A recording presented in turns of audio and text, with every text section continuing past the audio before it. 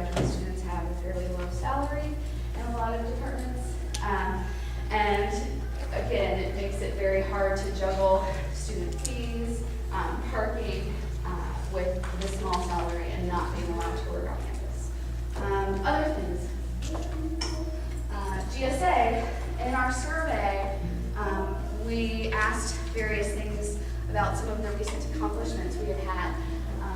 In particular, last year, towards the end of the year, we had two, I guess, fairly big achievements. One was graduate assistant fee deferment, which basically meant that normally you have until mid-September to pay your student fees. If you're a graduate assistant, we were able to enact a policy that gave you 1 additional month to pay your student fees. The purpose of this was graduate assistants, research or teaching assistants, fellowship recipients. A lot of graduate students are being paid by the university on this 10-month cycle, which means they don't get paid at any point during the summer. So when that first paycheck comes in August, they have to go ahead and worry about their rent and worry about food and all of these things that they've kind of had to scrimp on over the summer. And there just isn't enough money in that first paycheck to go towards student fees. So we have mentioned that achievement along with parking. There was some sort of deal worked out to where graduate students, or perhaps all students, I'm not sure about that, were able to, instead of paying for the parking permit completely at the beginning of the year, could pay for it monthly. And those were two things that we asked about in our survey, and most students had no idea what we were talking about. They also didn't know about many of the events we had. They felt that they didn't really know what was happening with GSA and ASUN. You have about 2 minutes left in your topical time. With ASUN, they also felt that they did not know what ASUN was about. They did not know what ASUN was doing to them, and were very unsure of the services provided by ASUN. So again, this is kind of my overarching theme here, is communication. In the survey, we found out that graduate students really do not know what the services are for them.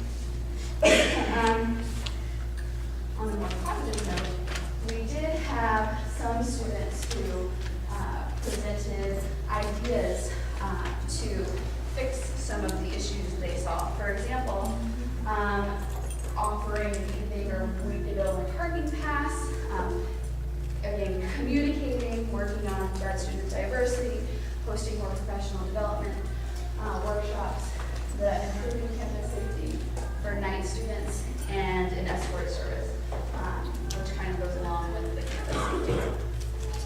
I have all of the open-ended responses that students gave. I sent it to Marlene, and they all have it. Okay, so you guys should all have it. And there's also some information about the survey on there. But I wanted you guys to know what came out of the survey, because I mean, a lot of it affects ASUN. Perfect. That's our 15-minute time limit anyways. We'll now have 5 minutes for questions. Other questions? Senator Kidwell. Okay, so I didn't know if you know there already is an escort service on campus. I said that. Okay, they know, okay. They don't. I said, Okay. You can pass them on for galaxies or blue. What's the Latino campus escort, like any time of day and night, they give me many a ride to work, so. Senator Moore. Thank you. As communication chair, I mean, we've got like work culture to make sure that they're available. We're actually working on simple handouts about parking, about basic services that ASUN offers, so those will certainly be made available to you. One thing that I want to bring up is that I think it's a matter of like the university community as a whole, because there's a lot of things that even as an undergraduate that I personally don't use. I mean, I'm never going to go to the Maple Leaf Pool, ever. I've never been there. I'll never go there. But we offer it $800,000 to help pay for its renovation, because it's something that needs to be done for the university. And so I think that we have to look at the university community as a whole, and there's also fees that we just don't work with as ASUN, like library fees, technology fees. I mean, so it's kind of outside of our scope of what we can do. I'm aware. Let me just say, I wasn't saying that these are all fix them. I was just telling you, these are all the issues. I know they don't all go through ASUN, but. And so then, I just wanted to, I'm gonna get to my question. I promise. And I noticed that there were 79.3% of people that didn't agree with the way the student fees were allocated, which seemed like quite a bit. So I looked at the ASUN election survey, and it said that 70% did agree. So as a whole, we're doing pretty well. But as a whole, most graduate students do not do the ASUN. Right, but I think it's, and so that's my question. Freshmen are 6.4 times more likely to vote. So I just wonder what your thoughts are about why graduate students don't vote or get involved with CFA that has 3 open spots that graduate students could apply for that would directly influence the student fees. Basic reasons a matter of time. Graduate students who are working on campus toward the district's dissertation particularly have to factor in their research, have to factor in classes, and have to factor in teaching students as well as providing office hours for students. I personally work between 60 and 80 hours a week, and that's not with something like CFA on top of it. So it's just a matter of finding the time for doing things. And as I said, almost half of graduate students have families. They also have to factor time in for that and children, and it just kind of piles up. There are exceptions to this. There are students that have more time, and maybe we can get them on CFA. Yeah, I mean, there's 3 spots. I mean, we Yeah. could all go to graduate, so it'd be something to pass on to them if they're interested in like, really passionate about the fees. There are a little under 2 minutes left in questions. Senator Shaw. Yeah, I just had a really quick thing. Since you all got in contact with, you just say about 20% of the survey. I was wondering if there's any like follow through like beyond that you were going to do, maybe like direct It them was to. an anonymous survey. It was an anonymous survey. Right. But could you direct them to like where they could find information? Because I was looking through some of the complaints and just some of them, like Boring said, there's some that just absolutely are outside realms and stuff like I that. had to laugh reading some of the Yeah, responses. yeah, I was looking through some of them. It made me more mad than anything. But I guess I was just curious to know if there's an ability to send out a call just to say, here's where more information can be provided and encouraging staff. So this is something that we could send out to, well, not we, but someone could send out to all students or all graduate students. We don't have the power to. But the students that took the survey were not obligated to give their email address. Okay, I just wanted to be sure.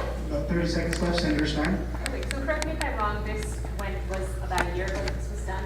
And I do believe that the GSA has done several things to improve communication, also several things on the agenda. What would you suggest for the ASUN to do to improve communication with graduates? Okay, so I can tell you some of the things that GSA has done to improve communication. Those could definitely be utilized by ASUN. So one of the things we're hoping to start is an annual newsletter that lists this is what GSA has been doing this last year. This is how you can find out what GSA is currently doing. We're also going to start a flyers campaign where we are posting flyers all around campus. We started by giving them to all of our departmental reps. We're going to put them in some of the major buildings that just say, come to us if you have issues. This is what we've solved. This is what we're currently working on. So just trying to get the word out and let students know this is what we're doing. This is what we're about. Thank you very much. We've actually received questions.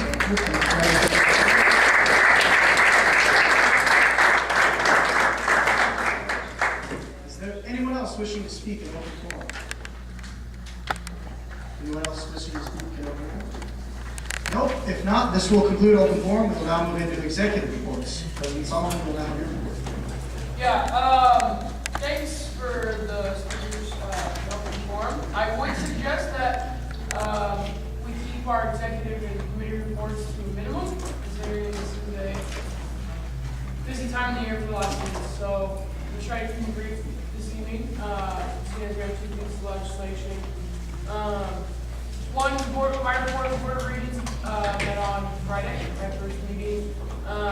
We approved the UPFF Fund B's Fund B allocation for CFA. Also, we passed the governing documents for some of the innovation campus work. Another thing off campus housing, we've been working on some contract things. Emily and I have about getting a new website up and going. We're currently doing interviews for the Big Bend executive team. Today, the chancellor announced some budget cuts.